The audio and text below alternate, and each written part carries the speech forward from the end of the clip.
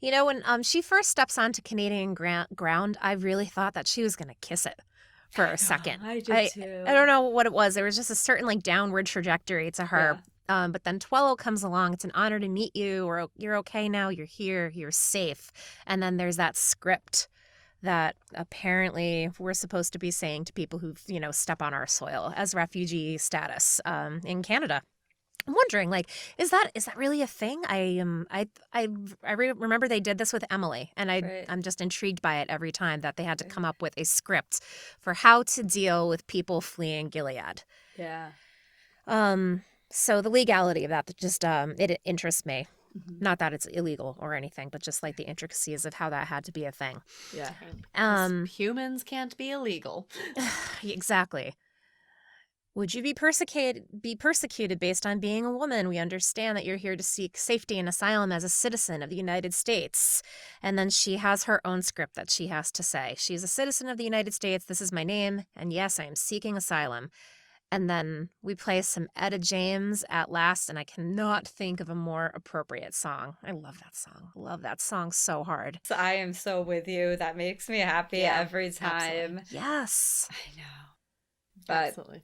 what jumped out at me before we got into like the scene at all Mm. was first the title screen had those birds chirping, and it's Hmm. such a familiar thing of that we've seen in the show. Like obviously Yeah. there's birds in Gilead too, and they also chirp in the morning, and there's been many times where that is the first thing that we hear, and that is a sound that we are familiar with throughout the show and the series in June's perspective. And for her to hear these birds in Canada, it sounds exactly the same because we're just seeing a title screen, and I'm like, wow, this is in Gilead as elsewhere before we even start. Like, it just already could very much be Gilead. We have no idea where we're starting this episode, but it is June and she's in Canada.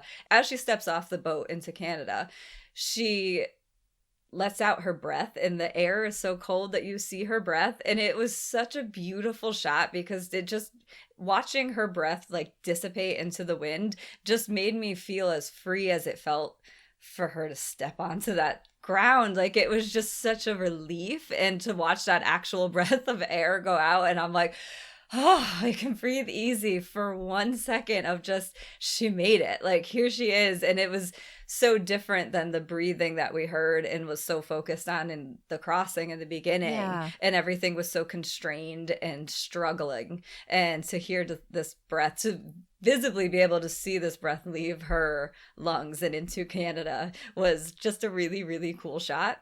And then Tuello ruined it for me. Yes. Yeah. I can't put words on it exactly, but there Hmm. is something about him in season 4 that is making me very wary of him. I There's Yes. something rubs me the wrong way, but it's nothing in the actual dialogue, because when I write it down and I read it back, I'm like, sounds nice Hmm. enough. His delivery seems nice enough, but I don't like him this season. Ooh, I would like to raise a point as to a point of dialogue that might actually make you realize, like, because there Be are what it certain, is, yeah. yeah, there are certain points where he does say things that seem out of line for Mhm. what we would have expected from Tuello, even though we know Okay. relatively little about him. Right. Like when he's talking with Serena and they're in the church, and Tuello says he doesn't want to be fighting a two-front war against the both of you, Yeah. and if you work with him, it'll make things easier for both of us. Hmm. Him saying that though makes it abundantly clear that like he has an agenda, and I think that that's where that unease comes from, because like before when we had our interactions with Tuello, like we knew of course he's going to have an agenda of some persuasion, but we were perhaps falsely led under the assumption that it was going to be purely just like for the reinstitution of the United States, or like to bring down Gilead. And with that sentiment right there reeks of something that's a bit more almost personal with this, and something that we can't quite pinpoint. Like, why would he specifically say like make things easier for the both of us? Yeah. What are his motivations? Exactly. And since we don't know his motivations, it makes it significantly harder to trust him. So it makes sense why you would be trepidatious of him at this juncture. Yeah, I definitely agree in that scene specifically. And there's a couple other times where I'm like, what's his deal? What does he mean? I definitely think there's some coded speak happening between him and him and Serena potentially. But I meant even just in this first dialogue, like this first scene, in his delivery, like all of it should be okay. That's what I meant by I don't see anything in the dialogue, is just in this first scene when he's greeting her. Like, I guess I always imagined this Tuello and June potential meeting would be like fireworks of yes. And by the time we got to it, I'm just like, oh, I don't trust him. And I think they've definitely been planting those seeds even before, because by the time we get to him having the conversation with Serena, I'm like, holy shit, I need more about exactly what you said, his motivations. I don't know what this guy's goal is, other than he clearly has an issue with Gilead, and I have guesses as to what his issues may be potentially, but we'll get there. But just this delivery in the beginning, there's something about him that just rubs me the wrong way, and I think it's been planted earlier in these episodes, and by the time we get to this episode, I'm just like, something's off about him. Yeah, I could definitely agree with that. I will say this one scene is one of the few scenes that I didn't get that simply because he's clearly going through a script here. Like, he introduces himself, he seems almost giddy when he says, like, it's an honor to meet you, and then he restrains himself and he's like, and he goes through the script that he has to.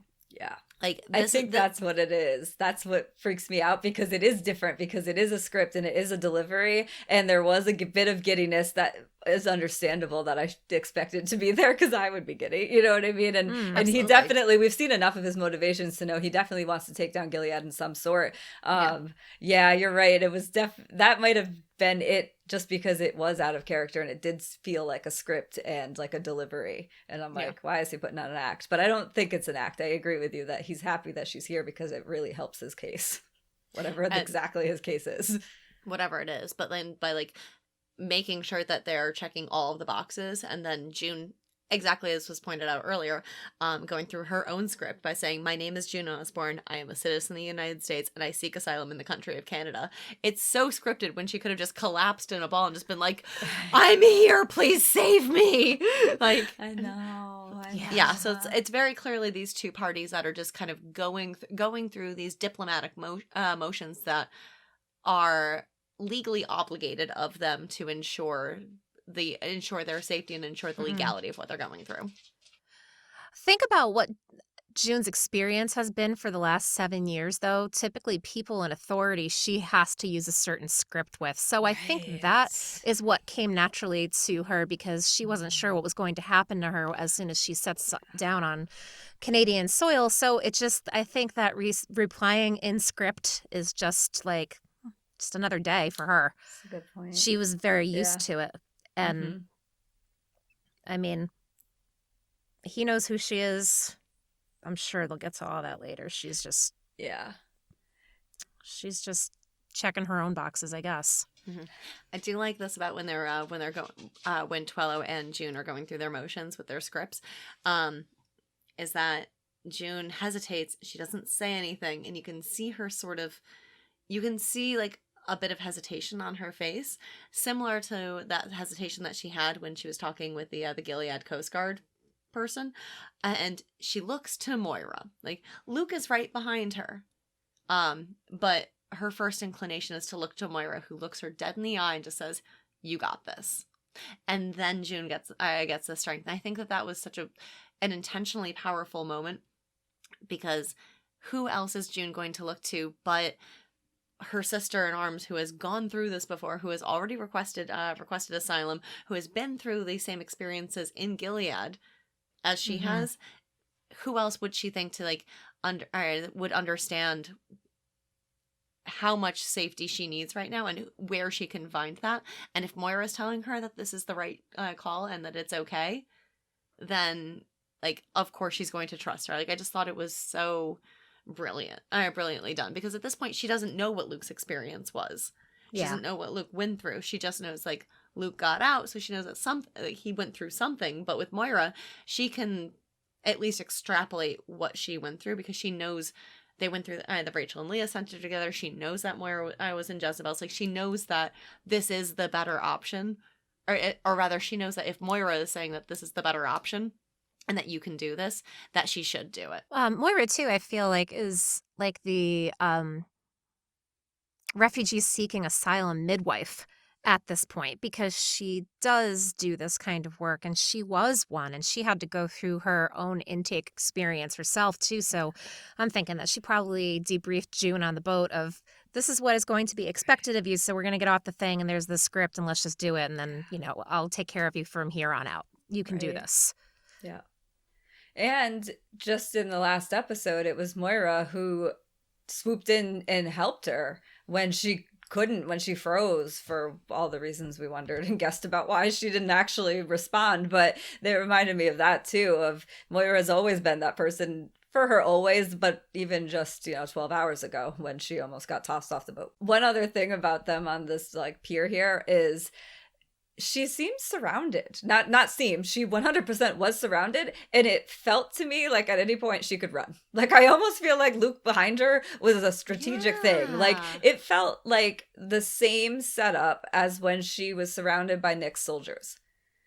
Oh, I didn't notice that. It gave me that creepy feeling of she's entirely surrounded, and like, I know definitely I'm mostly on board with it, and saw what you're saying, Roxy, about like she looked to Moira for like support, and Moira said, "You got this."